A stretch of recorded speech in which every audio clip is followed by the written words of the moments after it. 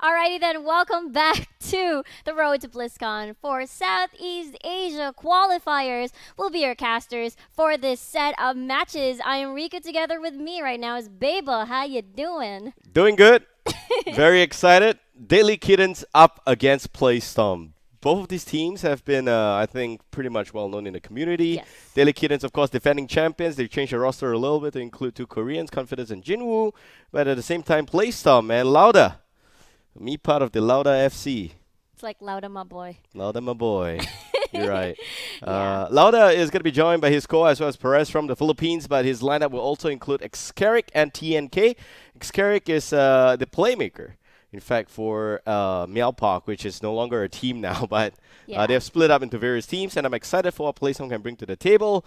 Definitely going to be a great series. Yeah, there's actually a lot of roster swaps coming right in. If you guys remember, Perez, as you mentioned, he used to be from Arcadia, as far as I know. I think two splits back. But right now, it's actually pretty interesting. You did mention during our first series where the roster swaps actually, just changed the dynamics. And going back into the qualifiers, which wasn't streamed, it was Resurgence winning against Deadlykittens 2-1. Looking really strong. Just as Jay Hao mentioned, this is the time where you really don't know who's going to be making it into the top, into the end, who's going to be the grand finalists here, as it's just a lot of really good teams coming right into this tournament.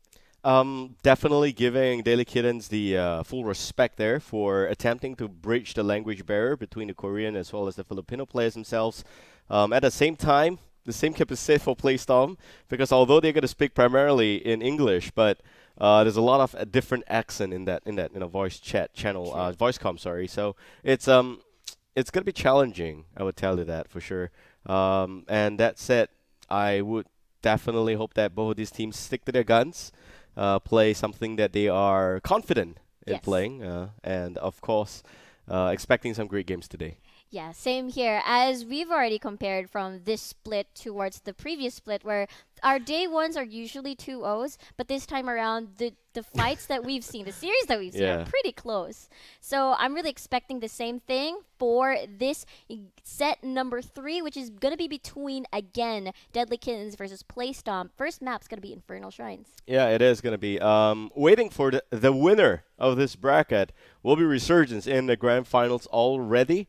And none of these teams today that played will be eliminated. They'll all be back again tomorrow for the lower bracket series, and that's going to decide who will end up in what placement, as well as who will be our Southeast Asia's very own BlizzCon representative. That means a lot. Yeah, a lot. And we've already discussed earlier about, teams changing, but looks like we're going to be heading into the draft of our series number 3. I'm super excited about this. Infernal Shrines, Playstomp versus Deadlykittens.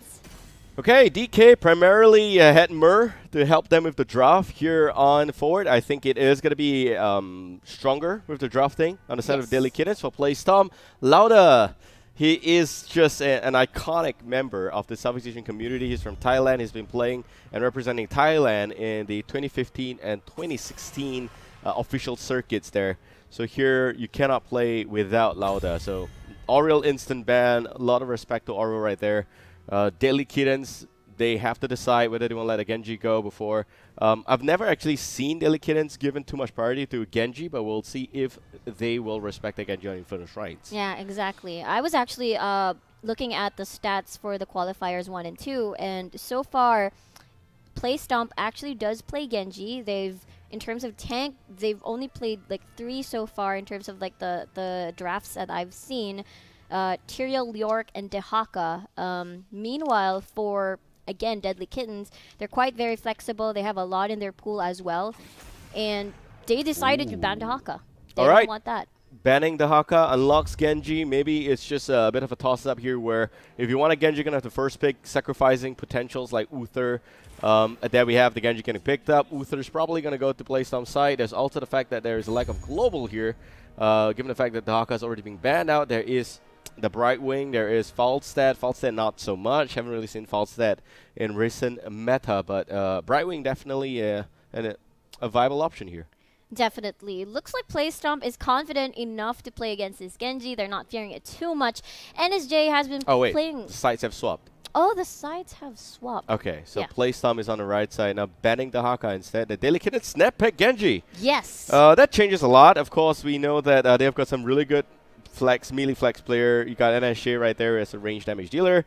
And they were probably going to be playing... I mean, the role swap here is pretty strong coming from Deadlykittens. In the scrims just a few nights ago, they were playing 4 flex and 1 main Crazy. warrior. So, yeah, the Uther Tassadar. Very good tier 1 picks. Removing potential support from the Genji, I think, helps a lot. What do you think is the next 2 pick? They're not... Deadlykittens definitely not revealing too much. They've been falling... for some reason, I've seen their match against, Resurgence, and their Genji priority, sometimes it works, sometimes it doesn't, and one of their struggles is actually trying to finish off targets. So for Genji, definitely they want to pair it with some range damage dealer. I see Vala still open on the table. I see Lunara still there as well. I'm not quite sure if they're going to pick this up. I have never seen Lunara being picked up by Deadlykittens on the qualifiers just yet, as I've seen only a few matches from them. Greymane is also open for Deadlykittens as an option, but we'll see what the second rotations of bans coming from Playstomp, as there are a lot of options on their side. Deadlykittens, if you say that they've been flexing a lot, that just expands. All right, there you go. Greymane taken out as well. All right, Playstomp actually picking 2 supports so early on. It means that it's a very straightforward draft. They're going to focus directly on damage dealer. Lunara as well as Greymane's been taken out. Vala still available. Not so sure to actually play a Zul'jin on the side of Playstomp, but we'll love to see the Vala getting picked up here. It's got great synergy with Tassadar, Uther as well. Also want to see a potential ETC getting picked up. Lauda plays a lot of ETC. True. At least in the games and quick match against me. But here, Leoric's also pretty okay pick, Yes. I think, but definitely maybe want to keep the warrior pick to last, unless you want to snatch away something like a Tyrael. Then yes, this is where you actually do that. If not, for me, it will be Vala as well as Tyrael. But without the Tyrael, you may want to consider having an extra damage dealer in the form of a mage. Yep, looks like they're gonna be taking away the Vala, which kind of leaves me from what are the options for Deadlykittens? I mean, there's another popular pick for Infernal Shrine, which is the Sonya. It was banned last time at the first series, but I'm not quite sure if Deadlykittens is going to be up for that. But instead, they're going for the double aggressive dive.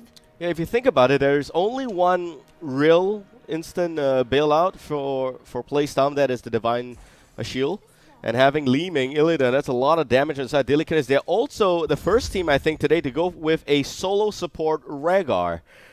Could work either ways for me. But Illidan, big battleground, definitely going to expect a hunt. Li Ming, post level 7, she's going to look to do a lot more damage. There's also the fact that Li Ming has got Disintegrate, which is an instant counter against Cocoon, and that has been removed. Playstomp now will go for a double warrior frontline. Well, this is going to be interesting, man.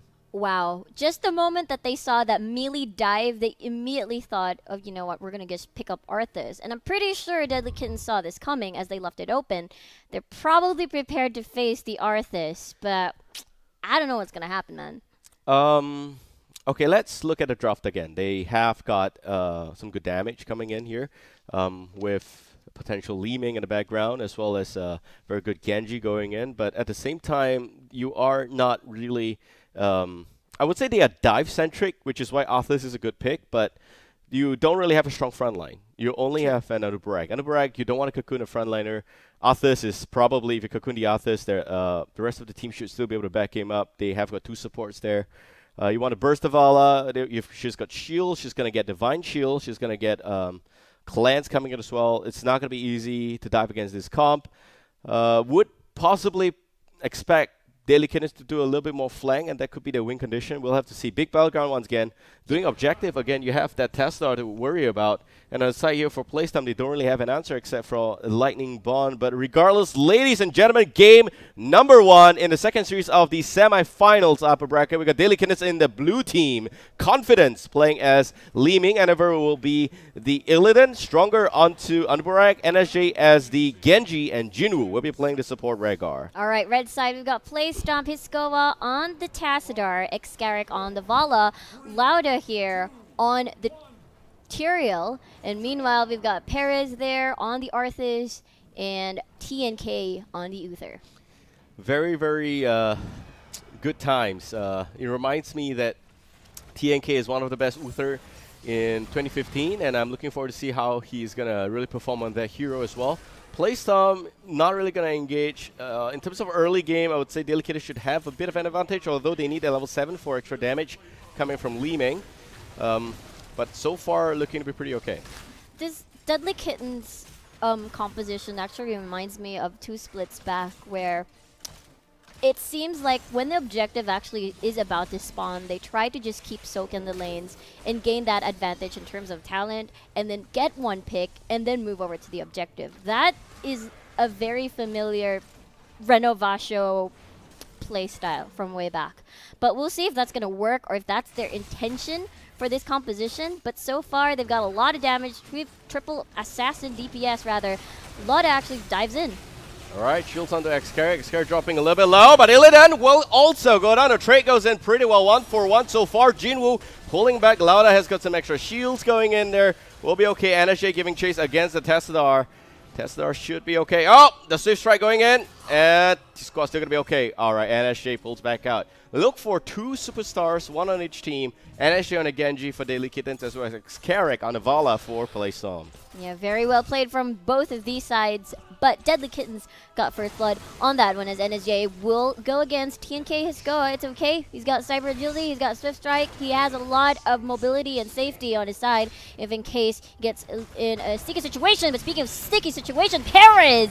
Oh, but the turrets and the tray from Perez going in there with the Howling Blast. Illidan did not see that coming. It's like, you know, I'm going down, I'm taking you down with me, but looks like that's going to be 10 already on Playstomp's side, securing the objectives first. But looks like since Illidan is gone, that was their intention, trying to get a pick. But unfortunately, it was a 1-1 exchange. We'll see if they can catch up to this as Stronger, waiting patiently here, looking for the correct timing. All right, having the Testadar Vala really helps to clear the skeletal defenders really well. Perez, though, getting wall out the stun onto Xcarry. Xcarry pulling back out. The shields coming in already. His squad pulling back out once again. But look at the damage onto NSJ. It's going to be okay. Enever does able to pull himself back out. Confidence wipes out the Testadar. Jinwoo now dropping very low. Enever again in the backline by himself. The stun stars go down the root as well. And Enever will be gone. Vala now in a little bit of a damage as a solo DPS. Confidence picks up the Vala. NSJ comes back in with a bit of a shuriken on the backside. Perez also taking a lot of damage. And the Howling Blast connecting only a little bit onto Stronger, but Playstomp will have to pull back out, and this will be a blue Punisher. Oh, hold that thought, a red one. Lauda snatches it back up. Lauda will go down. Swift Strike goes for the reset. But, oh, okay. Confidence! Oh, overconfidence from that player right there. Man, you got to respect the Cena Punisher. Oh, my. They overstayed their welcome. Here comes the root from NSJ. He's going to be A-okay, but... oh man, they won! Deadlykittens won the kill game. But unfortunately, objective-wise, Playstomp already had the upper hand. They weren't able to finish in time. They keep giving away consolation prizes to Playstomp. But looks like they're going to be sweeping this first Punisher very, very soon, as they have a lot of damage onto their hands. Looks like they want TNK. TNK, a little bit of a bad spot being. Lauda goes in, gives in some shield, but not going to be now. Xcarry swings by. Can it punish enough? Underbrag does not have the borrow charge.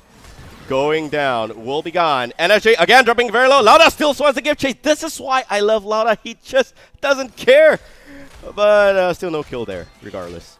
Every time Deadlykittens try to commit to a fight, it's supposed to be, we're going to pick one off so that it's going to be a 4v5.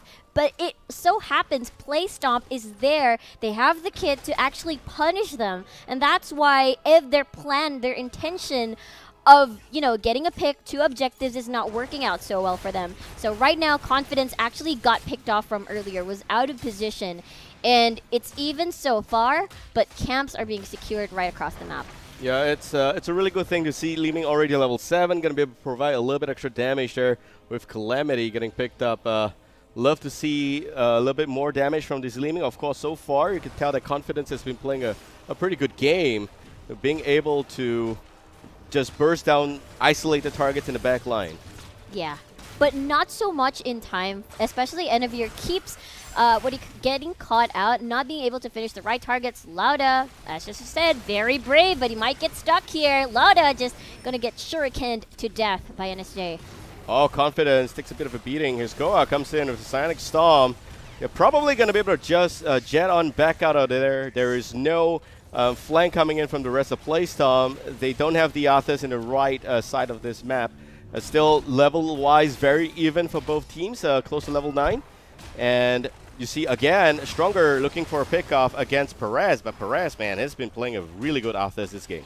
Exactly. Very, very hard to pick off. And taking the Illidan down earlier, but looks like Deadlykittens confident enough to start up the shrine and get some more stacks on towards their objectives. Enavir actually tries to dash in. All right, they're just going to make sure that Xcar stays alive and hold that thought. Enavir dropping very, very low. And then we also see the death call going in. A Root Office right next to Illidan, and he gets taken out. Stronger also goes down. 3-man on the side of Deadlykittens still alive. They're going to try and pull back. Playstomp now will be able to contest the shrines pretty safely. Looking for the level 10 as well. 5 members here is a little bit too much, and they feel that too, so they're going to have that Tesla go up to the top lane to soak and get a level 10. Beautiful Howling Blast. Always punishes Enavir every time he tries to go in. They have their eyes on the prize. They know who to prioritize. So right now, for Deadlykittens, it was so weird, because normally when level 9 comes in, they usually just try to soak till 10 and then enter the fight, but they did something different this time. They committed to that level 9 and it just didn't work out for them. Another Punisher on the side of Playstomp, and they're just going to be ramming through that. Okay, Confidence with a nice teleport. Lauda going in to knock on to the fort. Lauda, okay, all of a sudden is right in front of his enemy, and this is why he really is able to pull very aggressive play against this team. Stronger, getting a little bit of extra damage, and the Cocoon connects, and Central will go in. NSJ in the back line. Perez dropping very low. Popsami of the Dead still able to stay alive for a little longer, but not for long. And Genji now will go down as well. Enavir able to pull back out. TNK will go down. His Goa goes down, and it's a 5-man team. Right, Deadlykittens, they saw an opening, and they just went for it. Really, really nicely done by the Filipino team. This is the Deadlykittens, the the Renovation before that I saw. When it hits level 10, they're going to be super aggressive. They're just going to go all in, and they're going to be confident in these team fights. They're going to do the micro plays. They're just going to take advantage of their combos when they reach all their heroics, and they managed to get that 5-man team wipe. Took advantage of this, maximizing, just destroying all the structures. They have more map control this time around, and more soak as well. So very well played by Deadlykittens. I think the main question there was, why wasn't Sanctification used by Lauda? Probably unexpected damage coming in. He was also one of the first few to fall, I think, in that team fight. And overall now, Deadlykittens with all of a sudden 1 full level lead. Playstomp, they may have gotten the meat forward, but they need to play a catch-up game against Deadlykittens. Exactly, as we're going to be seeing Strafe from the Vala, and that's going to be a Divine Storm from the Uther. So very aggressive from Playstomp. I would have preferred if Vala went for Rain of Vengeance. Again, you stack up the stun quite well with Uther. And at the same time, if there's an Illidan jumping in or Genji flanking, it's going to be a lot easier to use the Rain of Vengeance to buy yourself a little bit of a space, I think. There's only one cleanse coming out from the Rhaegar, and you got 2 charge of Rain of Vengeance. At the same time, there is the Sanctification keep you alive, and a Party Bush. Man. Wow. Look at that. Stronger. Might be smelling something. Might bump into it. Do they wanna commit? Perez takes a bit of a beating. Lauda needs to be a little bit extra patient. And SJ on the wrong side, and boom, baby! That is an instant wipe. Oh wow. My. They were so patient in the bush. They're definitely going to watch out for that next time. I mean, that shouldn't happen. For Playstomp, well played, very timed right. They managed to get it. Another 3rd Punisher on their side. Pretty sure Deadlykittens not going to contest that. They're going to get structures instead as a consolation prize. Oh, Enavir. This is a really good usage of Illidan right here. He's got global. He's going to be able to push down the bottom front structures pretty well. They also got that mid fort. So Liz want to wonder, is the Punisher really that important that they invest all 5 members on the top side, or would have been a lot easier to look at a minimap and say that there is an Illidan missing, he's at the bottom side, Mid lane is a little bit extra damage. You look at Lauda looking for a flank, does not get that Rhaegar. It's going to be a pull back out. Top Punisher, you're going to have to get insane value of this one. Exactly. We'll see, because we saw Deadlykittens just chunk down the Punishers super quickly. It's just a matter of how Playstomp. No, not going to get it. Okay, that's going to be fine. So it's just a matter of trying to maybe pick someone out whenever a Punisher actually gets summoned, but that's getting chunked down really fast, especially with Li Ming, Confidence here, and they didn't even manage to get a keep off of it, so it's fine. Illidan just playing rat right here. It's a big rat. Illidan taking out the bottom front structures. Will be able to pull back out just in the nick of time. Tassadar alone will not be a threat for the Betrayer. It's going to be okay. Exactly. Deadlykittens, this Illidan, they're maximizing it well. It's not a very linear pick. They managed to gain pressure. They managed to gain map control, and it forces Playstomp to actually think twice of actually, do we go for the Punisher next time, or do we try to force a fight that they're not prepared for? As Stronger Burrow charges in, we'll see. A Cocoon onto one target. They want to make sure that he gets back out. His squad unlocks. The Sanctification comes back in a little bit too early, though. Stronger dropping. Perez not landing the Howling Blast. Strafe being used. They basically unleash the payload, but does not get any reward out of it. Definitely. Playstomp actually activated the camps on the top side of the map, which forces Illidan to actually clear that out for now. But again, is this going to be another victim? Oh, the stun on the Jinwoo. Jinwoo dropping very low. Will get out stronger, though. To still have the Burrow charge is going to be okay. And a bit of a saving grace here for Playstomp. Confidence, again, going with some extra burst, but does not get anything done. And pulls back out. Wow. Will you look at that?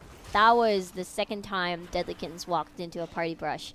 And again, Playstomp can keep doing this. He can keep punishing those sort of aggressive face checks. But Enavir, again, doing really well with this Illidan pick. Oops. Oh, maybe. Lauda going in.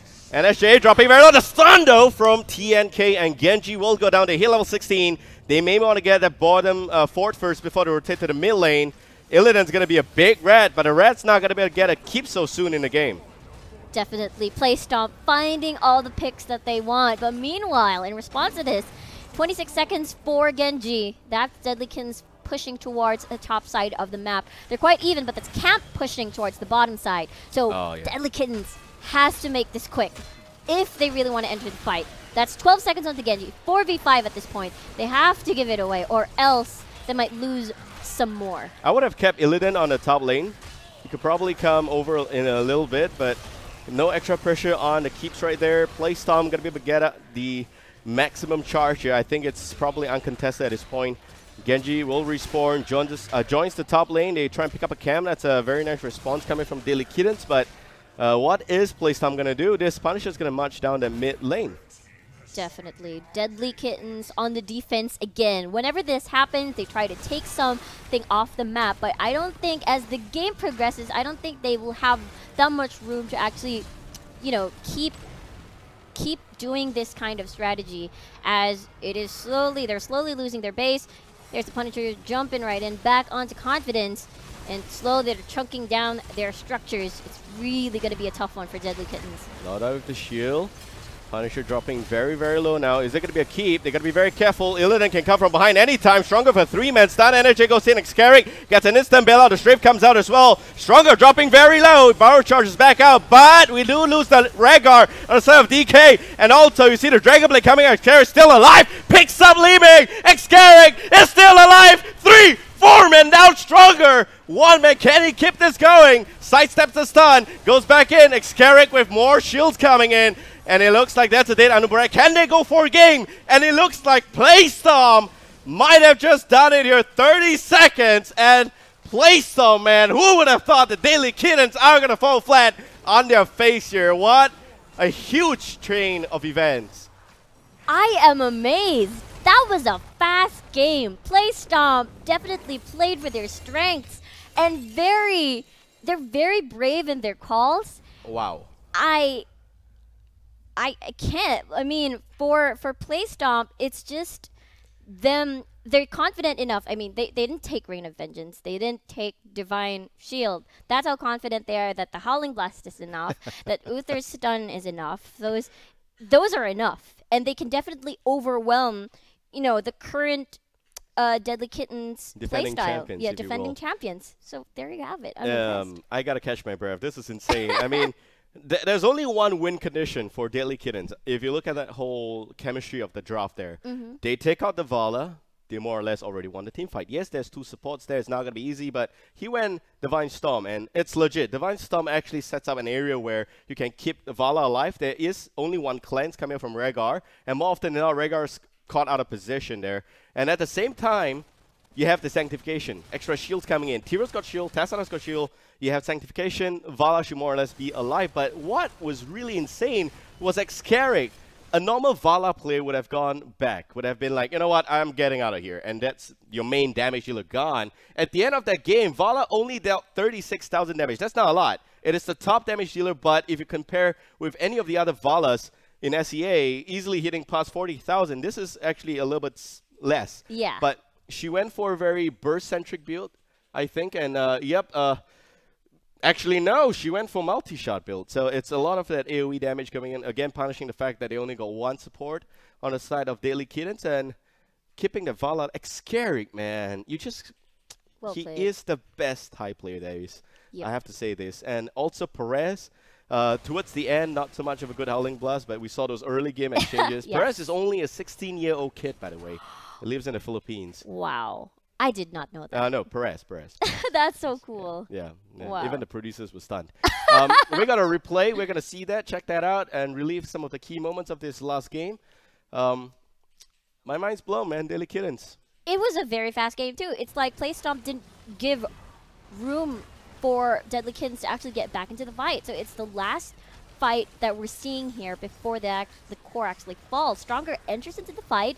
NSJ enters and decides, okay, nope, this is a bad idea. Sanctification goes in. He has to wait for it to, get back. That's how he activates his Dragon Blade. But by the time that actually activates, they don't have any healer anymore. Ancestral didn't even kick in because of the stun locks. So after that, it was just GGWP. Playstomp just tried to pick up the crumbs of what's left of Deadlykittens, and that was really well executed. I have to give Stronger a shout out right there. He realized that if he doesn't kill Vala, it's probably game. If he kills Vala, there is still a pretty good chance it's game, but you have a lot lesser damage on the core. So that's the main reason why he went back in. It's not like he knows that he's dead or anything like that. He was actually trying to kill Vala, and Vala with the instant vault away, that Tassada shield kicking in the nick of time. The Beetle was right next to Vala. Beetle was charging at Vala, but the shield came out. She got some extra heals from Uther as well. And the rest is history. So game 1, going to Playstomp, guys. I know this is insane. You have an unimaginable situation, precisely because you got the defending champions, 3 of them, very, very, good players, Stronger, NSJ, Enever, and you're adding 2 currents to the mix. All of a sudden, you think that, hey, this is probably solid. hot favorite, right? But guess what? They're now 1 game down, and Playstomp, they are proving. Yes, they're definitely. Proving really well. I mean, back at the previous qualifiers for the mid-season brawl, it was definitely something more obvious when we saw Deadlykittens. Like, they're definitely the team to beat. But this time around, it's different. They're not the team to beat anymore. Looking from, day 1, looking at the qualifiers, again, going back to the Resurgence versus Deadlykittens fight, it was a 2-1. It was a very interesting game when I saw that match, but looking at this one, it seems that they have to work a lot on their draft as well and how they utilize it. Yeah, couple of reasons probably. First, solo support. Rhaegar, this is the only team that picked a solo support, and everyone else is going double, so they may want to reconsider their positions there. Secondary possibility for this defeat here is the fact that, I have to say Xcarrick, he's the reason why Meowpoke disbanded. Because he said, I'm going to leave Meowpoke. I've got 3 seasons already. The 4th season, I'm going to try at something better with Lauda because he's a type player. Xcarrick's a type player. I see. So he went to join Playstomp, and Meowpoke just disbanded. Just like that. Yeah. Members went to your detergent, resurgence. They scattered on all of the Yeah, SCA went teams. everywhere. Yeah. So here we have game number 2 coming up real soon. But Riku, man, you definitely root for Deadlykittens in this entire tournament.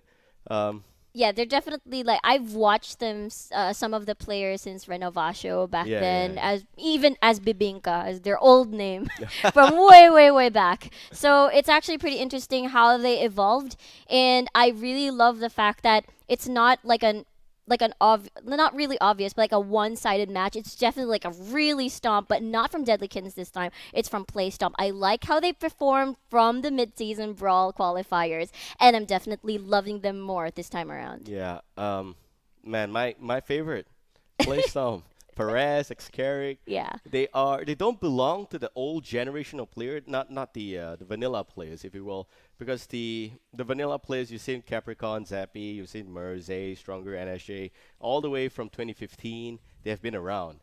Xcarrick, Perez, these are new additions. They came in somewhere in between, I think, early 2016, and they've been around for a good full 2 years.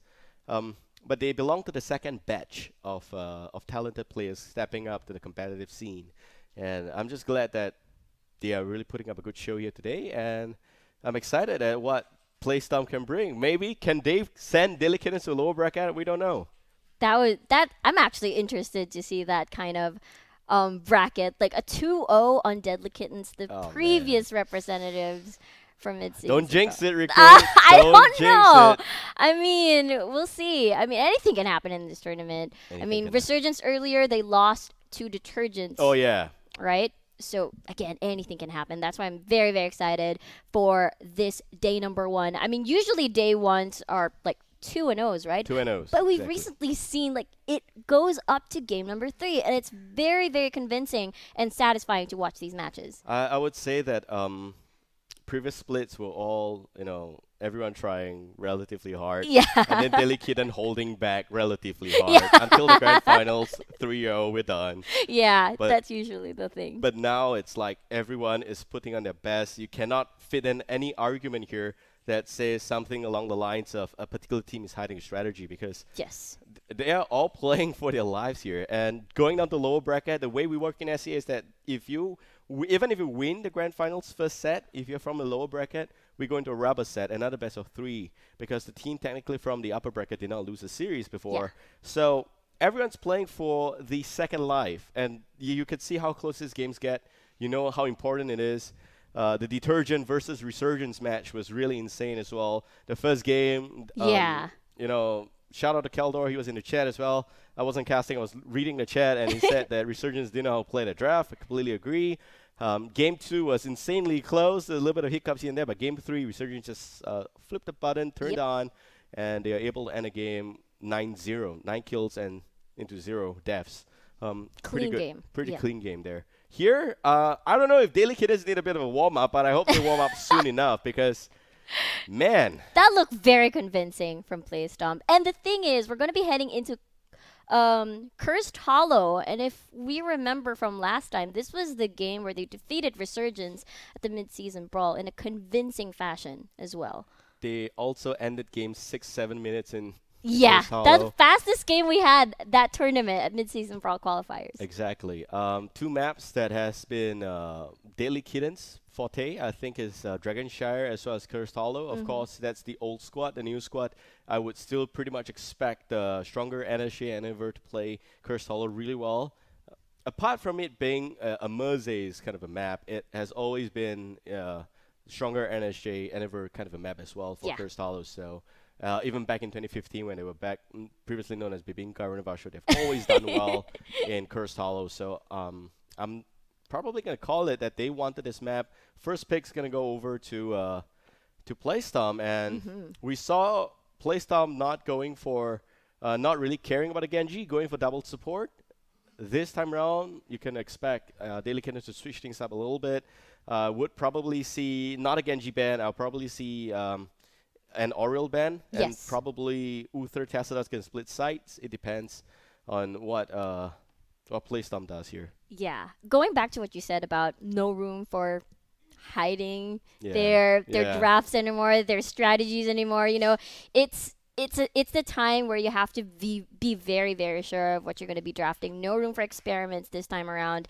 It's going to be game number 2 later on as we head on to our Cursed Hollow. But for some reason, I was looking at the qualifiers 1 and 2. Nobody is afraid of the Genji pick. Whenever it's open, they don't hesitate to take it. Yeah. And sometimes it works, but most of the time it does not. And they struggle a lot on these, Genji compositions. And I'm kind of wondering whether, Deadlykittens is prepared to switch it up a little bit as we head on to our draft of our game number 2 between Deadlykittens versus Playstomp. Here we go. Pretty excited about this, but looks like Still waiting for it. Wait for it. You can hear it now. There we go. Still waiting for it. Okay, so draft of game number 2, Deadlykittens against Playstomp. I hope they got the sites right, though. Should be correct. Mm-hmm. We have an instant Oriole ban once again from Deadlykittens. They are really just not going to first pick that. They want to go Genji again. Playstomp more than happy to comply. Yeah, definitely not going to be afraid of that. Playstomp this time around. Usually what they, Lunara, they don't want that anymore. We've seen how terrifying it is to deal with the Lunara on the table, on the battlefield. But this time around, this is going to be, I'm not sure. No one fears the Genji. Again, they can leave that open. It's going to be A-okay. I have to point something really obvious out here that, assuming the sites are right, Deadlykittens with the first pick means that Playstomp wants to challenge Deadlykitten on Cursed Hollow, and it depends. It really depends. This is a battleground that's so strong for Deadlykittens. Playstomp here, Genji, I don't think they're going to ban it. They probably want to take out something else like a Lunara again. Probably. There's also the possibility that they ban out one support, but I wouldn't do that because you either get to test out Uther, which is pretty okay. Banning out Genji here is not what they want as well. I understand they're confused. Okay, Greymane. Yeah, no Greymane. Deadlykitten's been known to run Greymane a lot. Yes. Yeah, they've run that a lot on the qualifiers as well. Actually, I looked at it, and there's only 2 DPSs. It's KT, not Kel'Thuzad, but Kael'thas, Greymane. But we'll see. First pick, Deadlykittens. What are you going to get? Genji didn't work out so well for you guys. Oh, man. I mean, I'm looking at their DPS at the moment. Their assassin. They played Li Ming earlier. They did triple damage. Dahaka. Oh, okay. Dahaka was banned earlier. Yeah. So it's their time to shine, time to take it. But for Playstomp. It's a hero that I think Stronger plays really well. It's also a hero that I think Eniver could play. So it unlocks the so-called quote-unquote hero pool restriction that Deadlykitten has. Playstomp with 2 more picks here. They can go for double support again. I think that worked out really well. But yes, Dahaka has got isolation that's going to really mess up the combo with some form of a stun. If you're looking for a stun comp, that's not going to work out as smoothly if isolation hits you. If you're looking for bailouts, if shields, stuff like that, that's also going to get hampered. But big battleground. Normally want to go for a stable probably stable global. Here you may want to consider an Illidan, but you don't pick it up here, it's probably going to get banned. So yes, Illidan Tesla for me, I guess. Yeah, TAS is still open on the table. We also saw the Falstad back then, but it's definitely not going to be a priority here. What are you going to get? You are right. It's the Illidan and the Tassadar being open, so they're going to take it without any hesitation whatsoever. Deadlykittens, on the other hand, they still have quite an option here. If I'm only so good in this, in my lottery guessing game. Okay, here they may want to consider Genji again. Genji traditionally don't do well in Cursed Hollow because the map's too big. Genji normally you want to play in a mid-sized map where you can do really good rotations and you can go for pickoffs. Probably will go for the Uther. I think Deadlykittens don't want to let that over again. Nope, they're still going to stick to the Rygar Arthas. Arthas. Arthas was a big problem for them in the last game.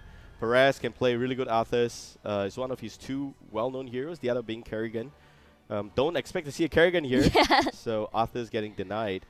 Playstomp, they got to decide what they want. Yeah, they're definitely satisfied with the Illidan, but Deadlykittens just still hiding their damage dealers and securing first of whatever Playstomp is good at and what they're going to be taking advantage of. So Dehaka Artha is really good. Rhaegar, though, I mean, just as you mentioned, a lot of teams are playing double support this time. We saw that solo healer Rhaegar didn't work out so well for them. But looking at their support pool for the qualifiers alone, they've used Uther. Uther is still open, but what does Playstomp ban on the side of Deadlykittens, as they already took out Greymane? Deadlykittens are very comfortable with that one. So let's see if they're going to be choking out Deadlykittens in terms of DPS pool. I don't think that Deadlykittens is going to go for a secondary support again. Taking on Li Ming, I think, is more like a luxury ban. They probably faced off against Confidence Li Ming in the last game, and they realized that he is really good at picking off isolated targets, so they don't want to deal with that. But on this side for Deadlykittens, I'm really assuming it's a Tyrael ban. There we go. Yeah, he locked it in before I could say it, but Tyrael was also half the problem in the last fight. True. Here, though, you got to consider a few options. You got to consider tank killers, and traditionally Tychus would be available for discussion, but he's been nerfed beyond Oblivion. to the Oblivion, right? To the Void. It's not going to come back anytime soon. Yeah. Other heroes such as Malthael will really go to town against the two warriors on the side of Deadlykittens. So I want to see a Malthael. I want to see an Uther again. Yeah, there's a lot of options in terms of damage that they could get. But looking at the pool, they've played Genji before. They played, you know, Vala. Vala is open for the taking if they want to take that out of Deadlykittens. I mean, NSJ is a pretty good Vala for DK, so they have the power to take away comfortable DPS from Deadlykittens. So I'm kind of wondering what else they're trying to choke out of the draft coming from DK. Yep, there's the Vala, there's the Uther. Yeah, maybe keep the Malthael for flex. Vala, of course, surprised that she actually survived the ban phases, but second rotation, man. All right. Okay, Deadlykittens. They're forced into a corner right here. Do they go double support? They're very good double tank. So if they go double support again without a hard carry, it's going to be very difficult. And the only viable hard carry I think that's left here would actually be maybe a Cassia. Cassia would be really good against Vala Illidan. The other one would be Zul'jin, but then again, Zul'jin being Zul'jin. Lunara is open. Zul'jin stuff. Oh yeah, Lunara is also pretty good. So 3 of those options are pretty okay. I am more inclined to go for Brightwing, but then you'll really lack the damage coming from Deadlykittens. Exactly. And for Playstomp, they can easily pick up the Anubarak last. Lunara. They get Lunara. They still get the Genji. They really want the Genji. Well, it's okay. It's just that the map's really big, so his potential is kind of not really there. Probably can go for a little extra skirmish, but here I want to see. I think I want to see Anubarak. I think Anubarak's pretty good. You have a almost fully functional dive comp, but you don't have the instant bailout for Vala. You have this forces Uther to go into Divine Shield. The other possibility here is with the Cocoon, you can lock away either the Genji or the Dehaka, and you can easily pick a fight thereafter. Definitely. What about we think of ETC? You're right. It's like off the radar. There is like almost no stun, with the exception of isolation from Dehaka, and that's Yeah. assuming he goes isolation. 90% isolation there. Howling Blast is not going to do anything against ETC. There's also a cleanse on Uther. I think ETC is my pick here. ETC, Anubarak, what is it going to be? Leoric. They used Leoric back then. So we'll see how it is going to... Stitches instead. Okay, Stitches. I think Stitches is fine. I just... not as convinced on Stitches. Probably Gorge. Or Butcher Ball. Both can work, but it's just a little challenging for Stitches to be pulled off here. True that. At least they do have some... It's not linear, if you will, in terms of like... There we go. Yes. It's not linear. They can make picks here and there leading up to tribute acquisition. So there's a lot of styles for Playstomp. There is. First and foremost, Illidan should go hunt. Second, they don't have that massive AoE bailout, the Sanctification anymore. So they're not as immune, I think, to damage. If they really want to lock down Genji, I think that the Divine Storm would be tricky to pull off. This seems like a very execution-heavy draft for Deadlykittens, but I think they should be able to pull off a pretty good game here. It's just that in terms of a team fight, it's a coin toss for me. Yeah. For the side of Playstomp, for some reason, I'm heavily favoring their side in terms of like flexibility on what they could do. They can manage to get the pick off. They have, I guess, the CC is what they're lacking. That's what I'm worried about whenever they enter these 5v5 team fights, which Deadlykittens definitely is going to be taking advantage of. They're going to keep going. They have the Howling Blast. They've got the Dehaka for the drag. So in terms of pick-off, they can actually pull that off just as well. But for Stitches to work, the Huck's gotta land, but let's go into the game. All right, so game number 2 in the second series of the winner bracket semifinals. Deadlykittens on the blue side, Playstomp on the red. Xcarrick, as you can see here, is the Vala. We got Uther being played by TNK. Stitches also going to be played by Lauda. And his Goa on the Illidan. Perez playing the Tessadar. Yes, sirree. Meanwhile, for the blue side, for the blue side, we got Enavir on the Dehaka. NSJ there just chilling on the Genji Stronger with the Arthas. And meanwhile, we've got topside Confidence in Jinwoo on the Rhaegar. Oh, his Goa. He's one of the few Illidan players which I really respect because he knows exactly what he's doing. You see the shields going in. Jinwoo again taking a bit of damage here, but still, Confidence just poking away. This is why Lunara is so deadly. They may be regretting not banning the Lunara right now. Leeming wouldn't have this kind of effect.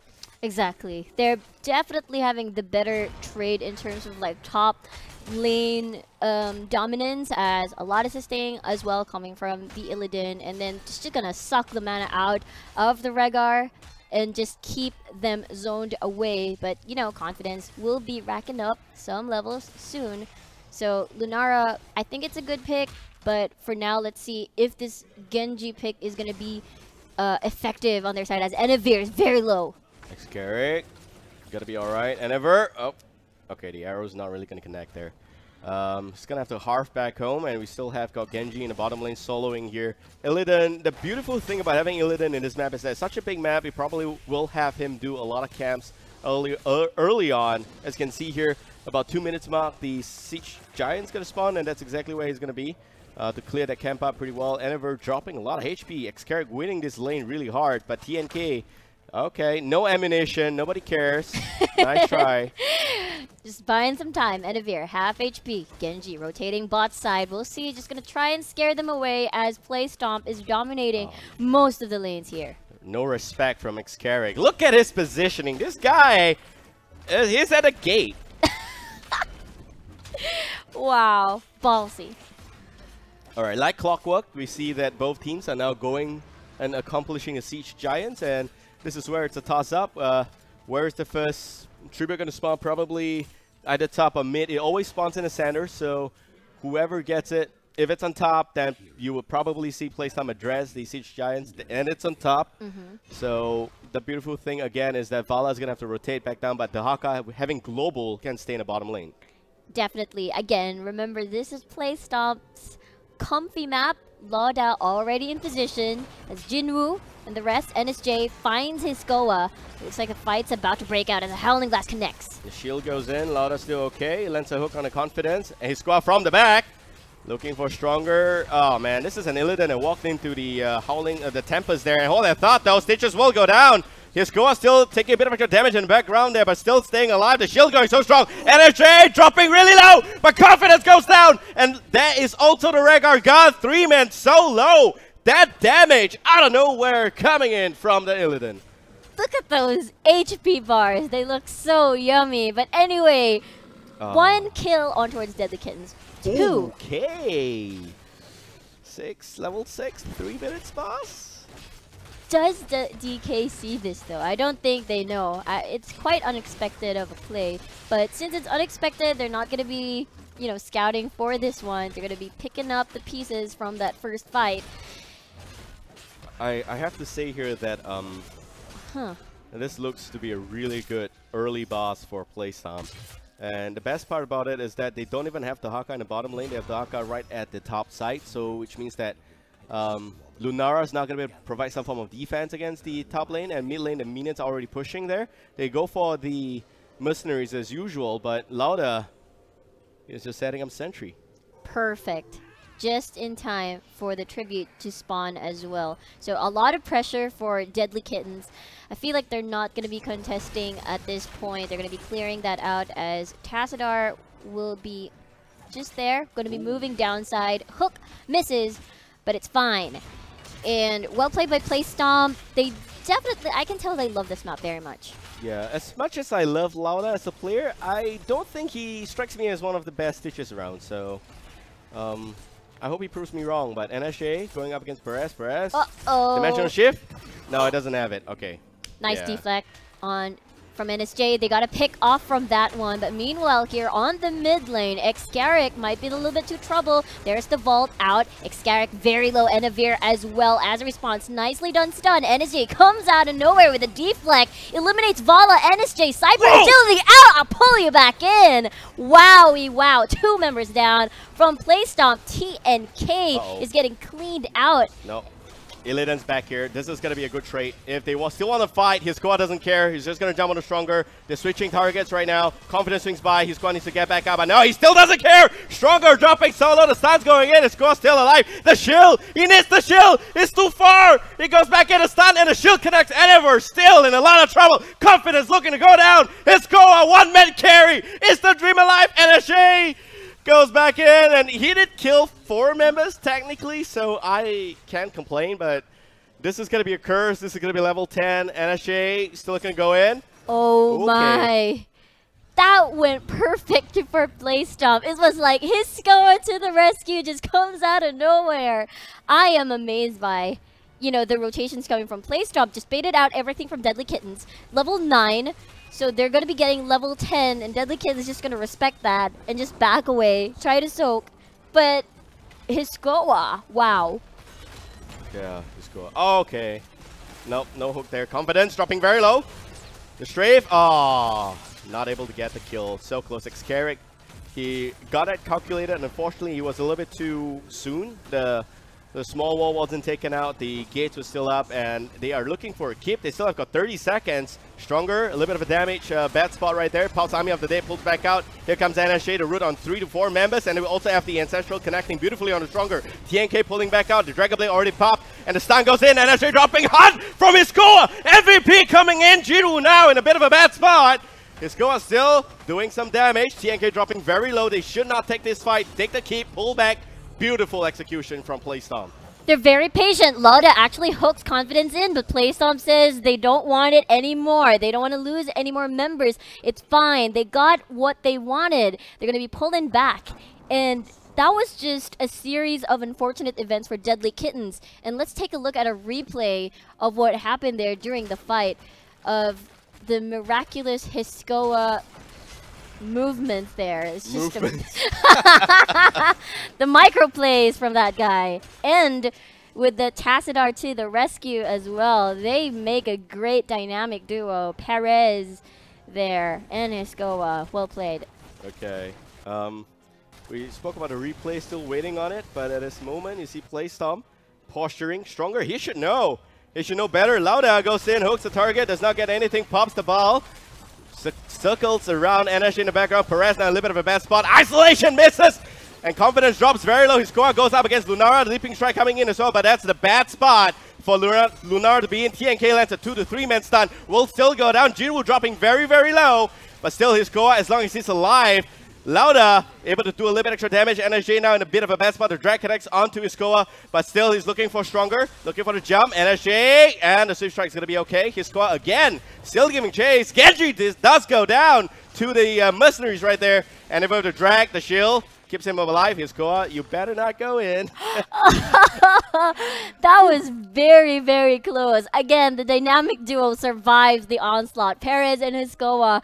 That was amazing. Let's take a look at a replay and see what happened there as we are waiting. Okay, the replay has left us, so man, that was amazing. You gotta be kidding me. This is Playstomp's playing out of their minds right now, and as you can see, Hiskoa, he has got like no respect in the background. There is one form of a stun, one root probably, and one drag. Yeah. And so far they are just sidestepping pretty well. They have to deal with the Siege Giants on top. The Troopers going to spawn bottom.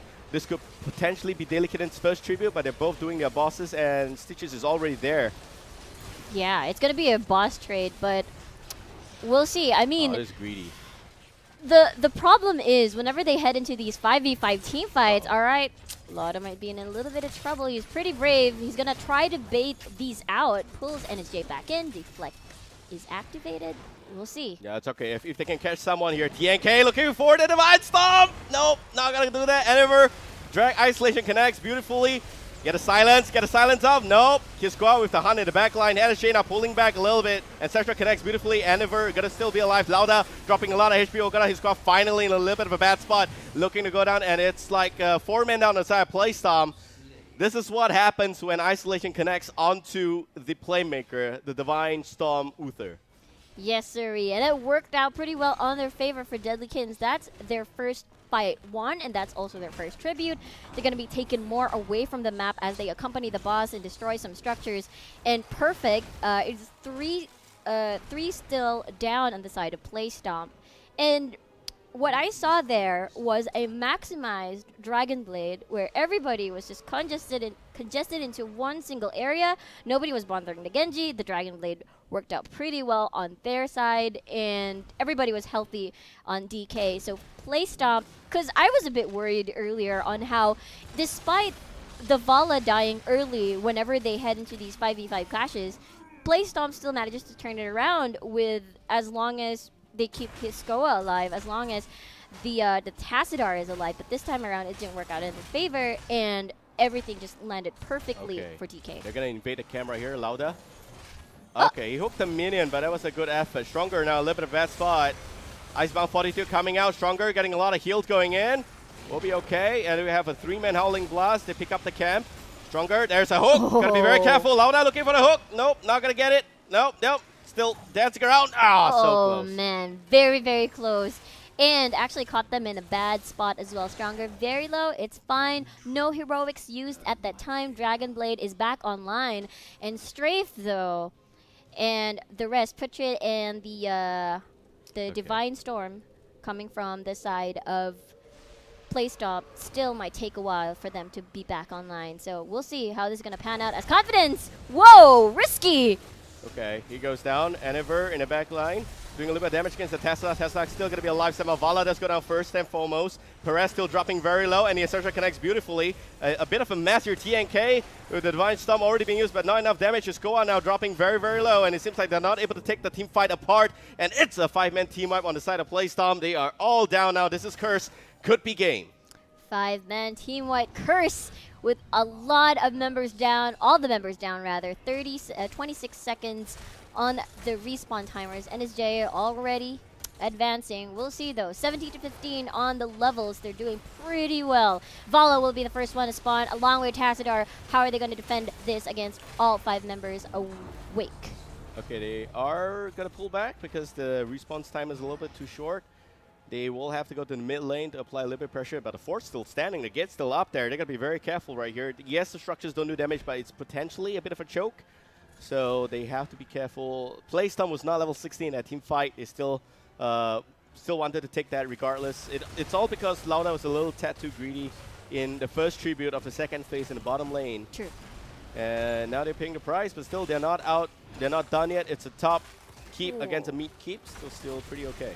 Yes, they definitely wanted to bait out, make Deadlykittens a little bit too greedy by putting Lauda probably in a tough spot. But Curse is about to end, and we'll see how Playstomp's going to play around this as they're going to be securing camps and 2 levels down compared to Deadlykittens.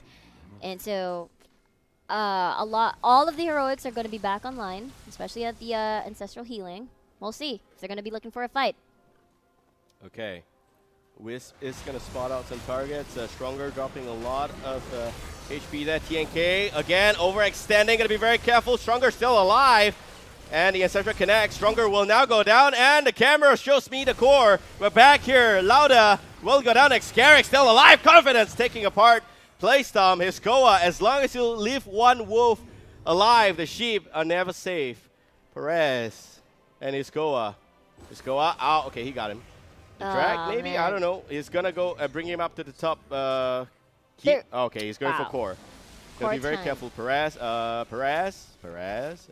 go in. Give him a shield, please. He needs a shield. Ah, Oh! He got caught by the drag! Oh, man. Let's go. Okay, okay. He's got 20 seconds up against the Haka right there.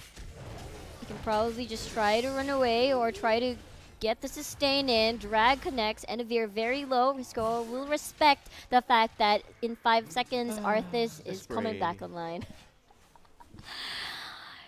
Every time, it's deja vu. It's like whenever Perez and then Hiskoa just are the two people left, then you're just going to have a nightmare for Deadlykittens. Yeah, okay. The catapult did a little bit of damage, so that was worth it. Okay, they were able to bang in on that core push a little bit, especially since the tributes are currently at 0-0.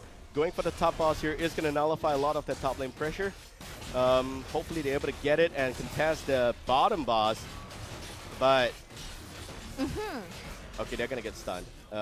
Bottom area, you got stronger. All 5 members of Deadlykittens right here. They're not going for the 20. I would have gone for 20 first before I did the, before I would suggest going for the boss, but they're able to just burst it down quickly enough, so it's still okay. They're trying this.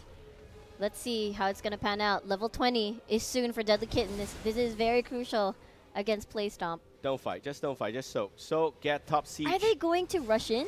No. Just get top siege, apply a little bit of pressure, pull back out. Don't overextend. The moment you see them missing, you get back out. Like right about now, just get the siege cam. Maybe not even get a siege cam and just pull back out. Go back to the bottom lane to defend. You should not be They're here. going straight for it because they know shields are actually regen, but that's the HP. Look at that. Oh, this is a throw right here. TNK, silence. Hiskoa knocking on the core. I'm calling it a throw, but Hiskoa's still alive somehow. He's taking a lot of the damage, and he goes down. Okay. Could have just gone back to defend the base. What did they achieve? 20+% on the core? And then the boss is knocking on their door. Boss is going to clear the bottom. Keep, I think, more or less. They will pick up the tribute. They will not be able to do anything more than that. On the side of Deadlykittens, they could probably do a bit of a bottom lane rotation, but by the time they hit the core, it should be left about 10 seconds before Vala respawns. So... That was greedy. Super greedy. Even now, this is not a good core. Okay, they are going for core 10%, 10 seconds. They call GG right now. Oh, and yeah, that's it. Okay, yeah, they made it in time, just nicely. What a throw! They could have gotten for level 20, but Playstomp just couldn't wait it out. Ancestral connects and Enavir. The boss knocks there, right there. Beautiful execution by Deadlykittens towards the end, and we're back into a third game. I told you it was going to be a 2-1, right? So when I called they were actually going straight in, it was a crazy call. And they actually cost the game for themselves. But yeah, congratulations to Deadlykittens. Well played. They were winning team fight after team fight except for that one time. And then suddenly, just as you said, it was a throw. What happened? I know you have Illidan. I know that's the case, but... They have got silence. They've got like one root almost slowed right there. You're going and taking a lot of massive damage. The least you could do is just soak to 20 first. You don't even have level 20. Uther's not able to come back up. And it just felt like they gave up all of a sudden. They know that they don't have the game somewhere in the middle. But they could have just played a lot slower. It was unnecessary to go for the core at that point. You may even want to do a party bush. We've seen almost 0 party bush this game. As compared to the first one, and here we have Deadlykittens just back to where they started. Now 1-1, and third game is gonna count. They played a perfect early game. Yeah, perfect they did. Early game. It was beautiful. But this is what happens when you try and prematurely end a game. The game. Yeah. I mean, it was already late game where Lunara's gonna hurt like a truck, just damage you all into oblivion. But then I guess they were very impatient that time.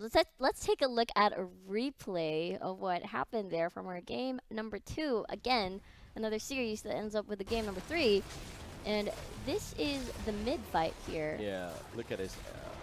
This is Hiskoa's moment, if I recall correctly. Lauda with the hook. He picks one off. 3 more targets right there, TNK. Realizes Hiskoa is on his way, he goes in. TNK is still staying alive for a little bit. Gives Hiskoa a lot of extra heal here, in case you're wondering how is Illidan being able to stay alive. But you see Stronger dropping a lot of HP. The first shield from Tesla actually already being used there. And Endeavor just using Borrow there with the drag. Second shield comes in. And So clutch. yeah, it's the wipe right here. Hiskoa still giving chase. Yep, goes in. NSA comes back out. It lasted so long that the first kill was able to respawn. Yeah. To join back the fight. Exactly. We saw how the Stitches pulled NSJ back to the fight. Exactly. So. Oh, man. But again, game number 3 arrives in day number 1. Again, we mentioned that it's usually 2 O's, but this is different. This road to BlizzCon is different this time. Moral of the story, ban the Lunara. No point luxury banning a Li Ming. And don't end the game prematurely. I think Playstomp, why I say they threw the game was because of 2 main reasons. Number 1, the unnecessary core rush at the end. 2, you know, the tribute already spawned bottom. You went to take your own boss. You send Vala mid lane to soak a little bit, and you send a solo Stitches to the tribute area when you know that the enemy are not showing on the map. They're probably doing their own boss as well. Yes. What is Lauda doing there? That is my key question. Second, you have TNK acting like, you know... A tank. Yeah, a tank. I know his IGN is TNK. Missing the A. But you are missing the A, so please stop behaving like a tank. And, I mean, with it's a good flank, but he didn't use Divine Storm. It didn't do anything. He got silenced, and that's potentially the healer gone. Shield wasn't on him. Shield was on someone else, and just very messy team fight. Lauda could have gone for Gorge. If you want to play that kind of a game, go for Gorge. You know, just eat one target. Don't care. Make it 4v5 for like 3 seconds. That's good enough, right? Yeah. But no, that didn't happen as well. Of course, credits to Jin Woo, who's playing the support in that game. Yes. He did stay alive a lot more than the first one, so he's learning a lot.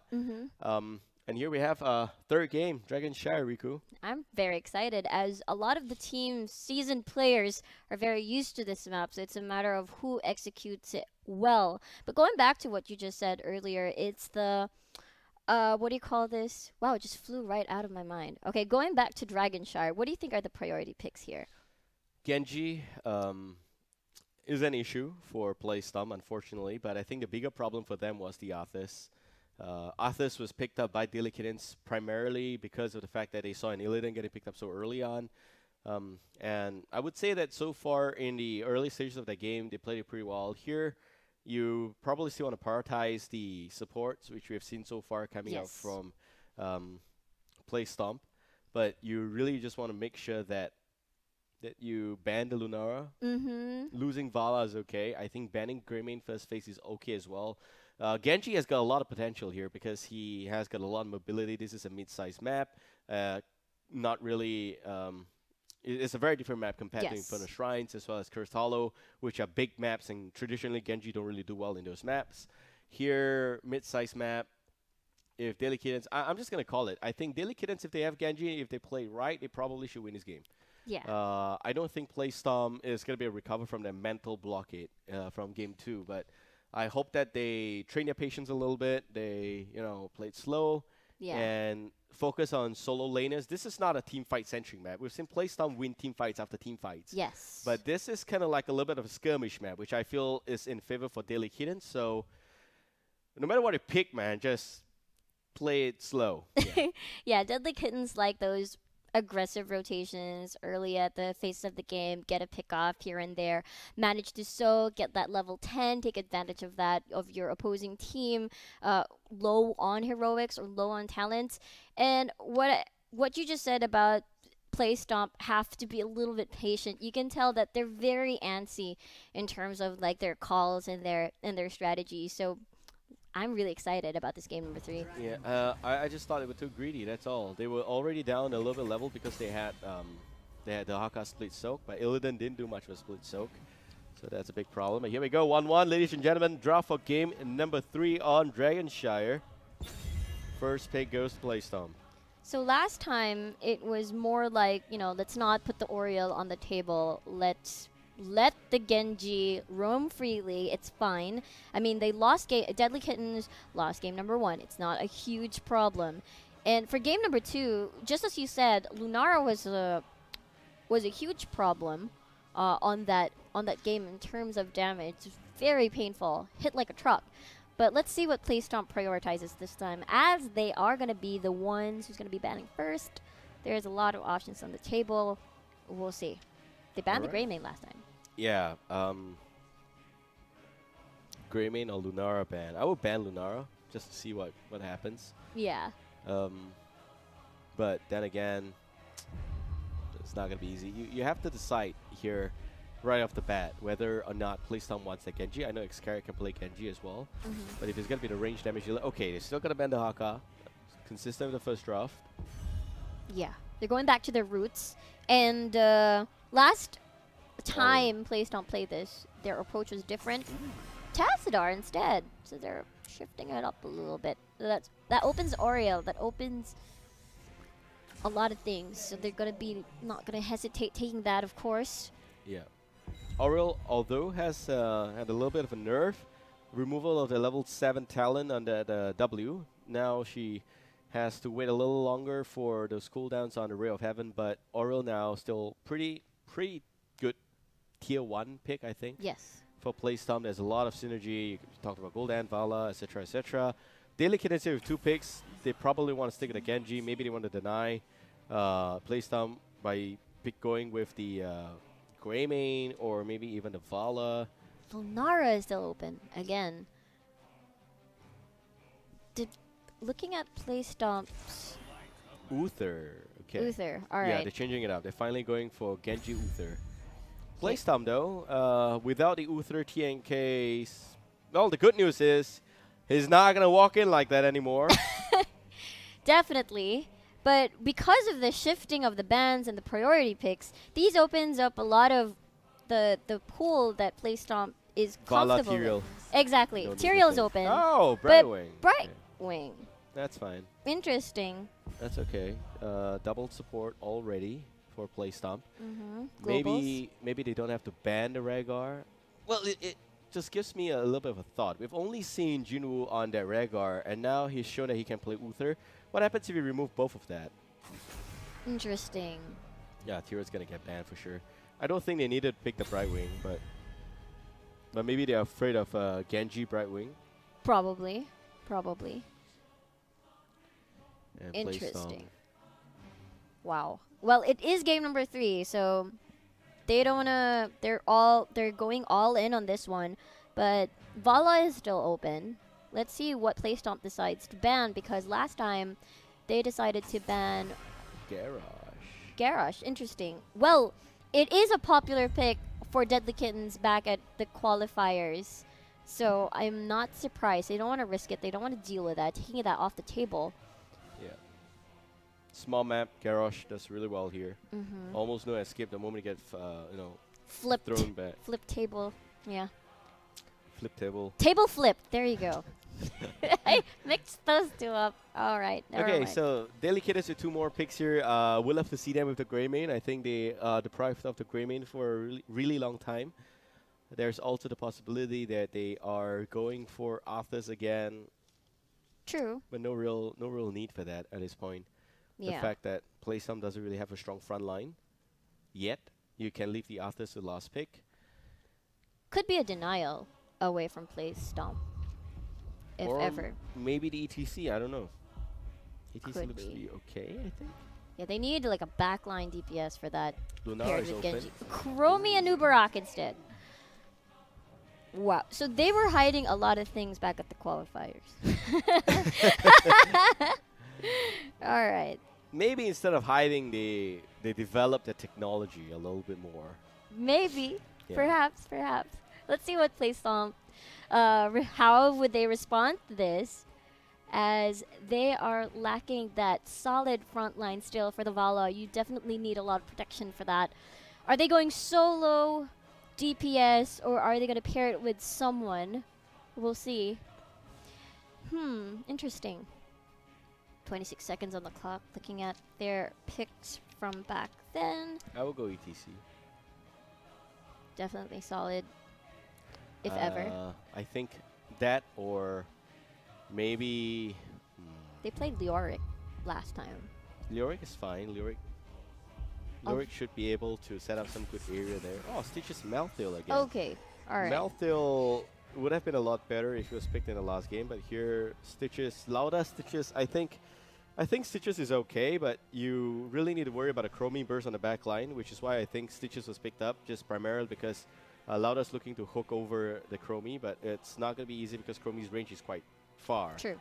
At the same time, you pick up Malthael to try and slow down Anubarak. Malthael will be able to survive even in a crowd of enemies, so that's the main reason why he should be able to stay alive. You still have a lot of emphasis on double healer for the Vala. But Deadlykittens, last pick here, Lunara is a possible option. Solo Uther, do they want to go with a secondary support? Yeah. I mean, they really have anything else, I think. True. And they're confident enough to play at game 1 with a triple assassin, triple DPS, so it's going to be pretty balanced if they... Okay, Illidan. Isn't this their second time? Yeah, okay, there goes the pen. Illidan, I think the first game, did they pick Illidan? Yeah, they picked Genji Illidan pair. And Yeah. it seems that they like this composition a lot. Let's see if this is going to work for the... I don't know. We'll see. Depends. I feel like they should have gone for ETC. I think ETC would have been a lot better. Yeah, give and take a little bit. A lot better. Still, they don't really have a strong front line. It's just pretty clear that Deadlykittens is gonna... Draft is screaming dive here. So... Yeah, they love to dive. Can you keep Xcarrick alive long enough? Please go Rain of Vengeance, I think, up against Illidan. Maybe he feels is that he is not that confident landing those Rain of Vengeance, which is why he went for Strafe. A lot of good AoE damage, which is fine as well. I have to point out, those solo Uther support doesn't have a high win rate, so yeah, we'll have to see. We'll have to see as we head on over to game number 3 between Deadlykittens versus Playstomp. All right, and game 3, ladies and gentlemen, blue corner, we got Confidence on the Chromie, Jinwoo playing as the Uther Stronger onto the Anubarak. NSJ will be your Genji, and last but not least, we also have got Illidan. It's going to be played by Aniver. Man, for now, at least it's a double dive. So are they going to be banking on the level 10s again? But this is Dragonshire. Easy rotations. Yeah. I think that this game for Playstomp, they just need to make sure that it plays safer. Obviously, you're going to lose the early game. There's no way you can win it. They have got Genji, they got Chain Stun, they got basically everything that can go their way. Simply put, for Deadlykittens, you're going to have to win the early game to really snowball. It's kind of like a snowball game here for Deadlykittens, but we'll see. Rico, let's go. Yes, it's all about execution as we're going to be heading on to game number 3. Lauda looking for the clear hook. We're going to see.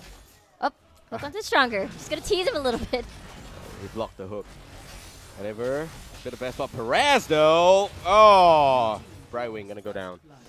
Like I said, early game skirmish, don't bother. Don't even do stuff like that. It's too greedy. Definitely. And not a lot of options, just as you mentioned, in terms of like CC. So Deadlykittens took away the Tyrael, took away all the safety that Vala could actually get in terms of team composition, which is pretty smart from DK. So they're really aiming for these early game aggression and rotations. Nice to tame and strike, but that's Stronger. That's Anubarak. That's a tanky hero. I have to point out that Auriel was banned by Deadlykittens for 2 games in a row, so this is the first time we're going to see TNK play the Auriel. Maybe it's got a good reason why I picked a 3-man stun. It's Goa though! Oh, okay. This is why Genji excelled so well in his map, because he's able to rotate up to the top lane, pick up solo targets, really help win the lane a lot, lose a lot of EXP for the opponent. And you really need to play safe if you're solo laning against an Illidan, and I think his squad just learned his lesson. Definitely. Deadlykittens aiming for the snowball here. Game number 3. Again, it seems like Deadlykittens actually baited out. Like, you know, it's okay. We're going to give you the Auriel. It's fine. That's why we banned This is all according to plan. Xcarrick very low. No energy for some heals there. NSJ actually enters to the fight. There's a deflect. They actually try to back away. Stun actually misses. But that is a control point there for Deadlykittens, top and bottom for their side. Okay, so they left Stitches in the mid lane for Playstomp. Top lane Melto is going to take a bit of a fight against Illidan, and looks like Illidan is down to about 50% HP. Melto still going strong, giving the chase. Soruk comes in, but his squad needs to stop that. Let's go for the shrines right now. TNK full of energy, ready for the heals. Confident in an okay position here, backside. They're going to be playing this out for a while, but Playstomp with the control on towards the shrines. Genji is just going to easily cancel the tether here. The channel, rather. Yeah, it's fine. It's fine. It's okay. TNK. Oh, a nice stun. And the last hit. Oh, much stronger, though. Okay, a forward vault. A bit of an awkward position. Still able to take out the tower. Yeah, it's fine because they're winning a 3-man. They don't really have to force the issue. Just play it slow. Like I said, they need to know when they have the advantage. It's a raid beam, I understand, but Hiscoa probably don't really want to apply too much of pressure top lane. I think it's okay if he try and play it safer. Yes, if you have the opportunity, get the shrine. If not, just pull back. Exactly. Here for Enavir, going patient there, waiting over the brush, and Malthal just soaking as they are on the lead 4 levels. Stronger, gonna walk back in, gonna try and get information on where the rest of the party is at. Heber is out. Xcarrick, a little bit out of position. The burst coming in, it's gonna go down. Lauda swinging by just a little too slow. Confidence landing those skill shots. Very nicely done from the Chromie player. Yeah, nice synergy between Jinwoo and Confidence as well. The 2 Korean players. Here comes the Anubarak again. Perez very low. Where's the Genji? NSJ actually gets denied of the kill there, but the 2 supports from Playstomp. Oh, Confidence taking so much damage. Is it worth it though? Okay, Aurel giving chase, but hold that thought. Chromie does go down mid lane. Lauda, it's going to be stay alive a little bit longer. Will go down at the end. It's a 1-for-1 exchange. So far, so good. Confidence just wants to get a kill. He was tanking 2 towers. And you're a Chromie. I know you're a Bronze Dragonflight, but, you know, it doesn't work that way. Yeah, very greedy for a play. But meanwhile, Brightwing will join TNK. Jinwoo is going to be soaking right there as NSJ is waiting there with Illidan. He's going to be rotating down at the mid side of the map. But that was very greedy of Confidence. All right, so they should try and get the cam right now, but they are afraid that if they lose the bottom control, they'll lose the Dragonite, which is why they are making a play right here. Confidence going to be okay. Again, another Sandblast. It's not connect on anything. Yeah, trying their luck there. Hook misses from Lotta. Stronger is going to just go back. Wow, the combo hits. Xcarrick, got to be very careful. Xcarrick still dropping a lot of HP there, and this is what happens when TNK does not have the extra heal at level 7. The cooldown reduction has been removed, which is why you could see that if you're up against a burst comp, it's not going to be easy to stay alive. Wow, so much control, so much zone coming from the Deadlykitten side. TNK and Brightwing, only the ones left and forced to defend, as the first DK potentially not going to be Deadlykittens just yet, as Stitches is there on the mid side to cancel any channels whatsoever. That's NSJ in the mid lane, as they are just top lane, a fight going on right there. His squad dropping very low, but Perez is here to say hi. And here comes also NSJ. You gotta have to make sure his squad stays alive, but nope. Perez so close to taking out the Illidan. Uther does go down in the meanwhile in the bottom side.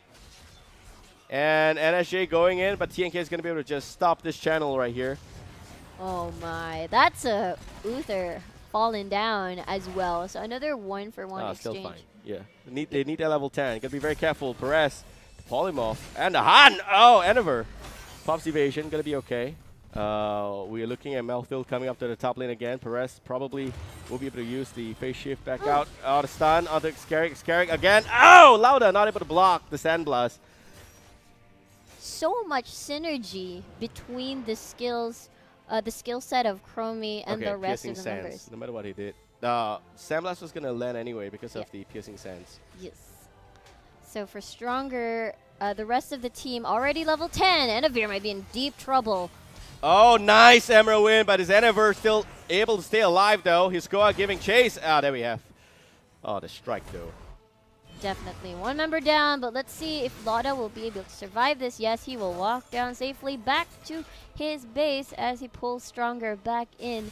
But looks like there's the channel. Confidence is taking it. Perez! Whoa! Yeah, he doesn't have Emerald win. There's nothing he could do. Lauda's going to fly, and it's going to be okay. Iskoa coming in from the flank. Escarric dropping quite low right there. TNK looking for some heals. We'll be able to get it off. There we go. Dragonite going towards Deadlykittens. There we go. 11-11. Deadlykittens getting the first DK of the game. Escarric is going to lead the charge. Going to be thrown back to base, as Deadlykittens just going to be taking advantage of the distraction of the DK with 3 members knocking at the base of Playstomp. And here we go. Just get out of my face, Vala, as Confidence will just feel the fields for now. Escarric might be in deep trouble here. Oh, Han. There we go. Yep. Enavir coming in with the flank. This is exactly why it's good to have an Illidan in Dragonshire. The hook does not connect. Would have been beautiful if it connected onto the Anubarak. But regardless, they're going to lose the healing wall in the mid lane. They're 1 level down. Bottom fort's also going to drop. So very well played by Deadlykittens.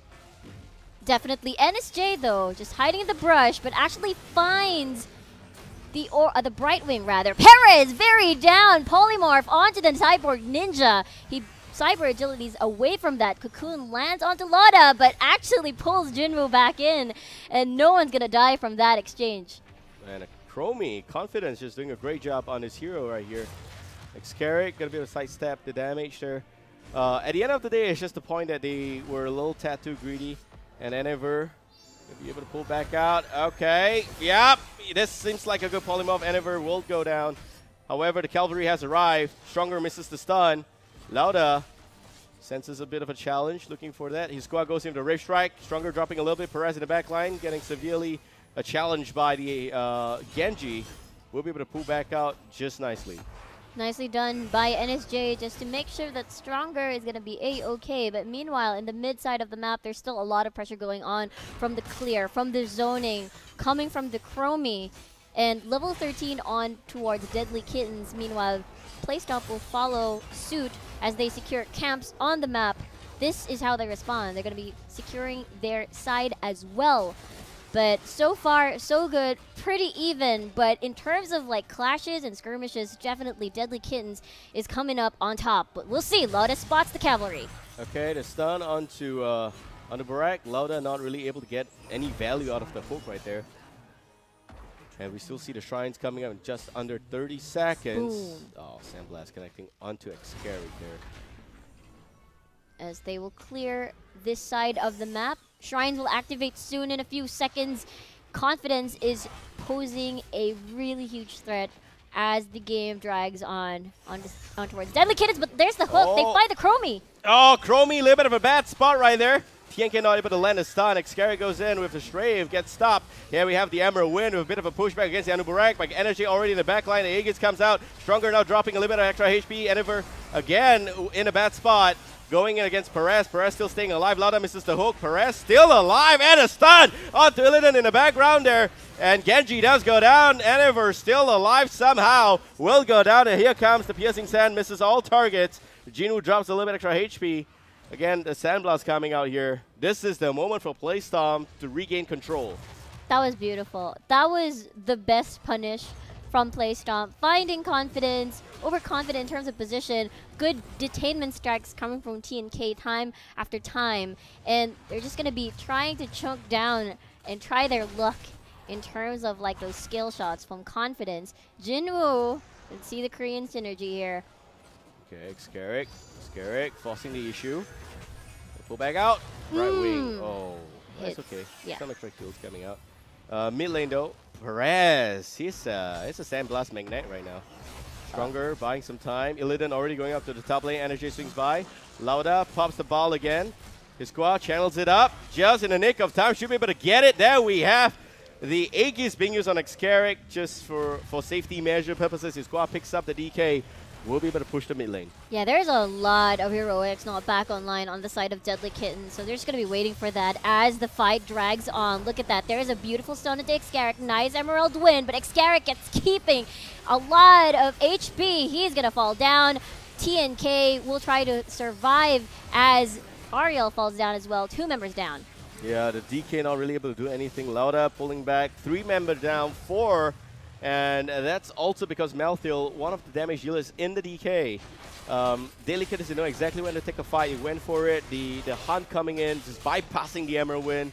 Very nicely done. Indeed. They made the right decision knowing that, just as you said, they're lacking the damage, the AoE damage in that congested area. R2M2 Souls being activated here as a last-minute defense. And Hiskoa is just trying to survive, but he will fall down. 5 members technically down at that time. Vala has respawned. Deadlykittens doing a great job this game. 2 levels up, 1.5 to be precise. They should be able to secure the mid fort, which they did. They're now also looking at the bottom keep with the Siege Giant Deny here. Exactly. Taking a lot of resources from Playstomp. Even while that fight was happening, topside was already pushing, so there's a lot of map pressure going on while that fight was happening. They soaked a lot as well. They're securing all the objectives that they can at this point, just in time if ever the shrines will activate soon. So Playstomp is just going to probably eliminate all the threats at this point, try to push, try to regain some map control, as that fight was definitely explosive on the hands of Deadlykittens. Okay, TNK, the flank, gotta be very careful on the Bragg on the side. The hook does not connect. And pull him off onto the Genji. Ooh. On Perez, then we have the Emerald Win already being used. Gotta be very careful. Straight being used just to make sure that TNK comes back out. And we also see the Divine Shield going to Vala, already getting blown up. Emerald Win not being able to do much there. Oriel Stitches all go down. Malthael, the last member, still alive here. And it looks like yet another 5-man team wipe coming out from Deadlykittens. Siskoa staying alive for a little longer, but not going to be enough, and that is probably game. They cannot fight in those kinds of areas, especially if the Genji is just going to have a party with the Dragon Blade, with that AoE sweep swoosh from his Dragon Blade. So that was well played by Deadlykittens. Again, they know their strength. They played it well. That one time that they had the fight was when Confidence was out of position, and unfortunately they couldn't find those kinds of opportunities anymore. But in 6 seconds, Vala is actually alive already. Yeah, Malthael in 10. Xcarrick buying some time. Enever on the core.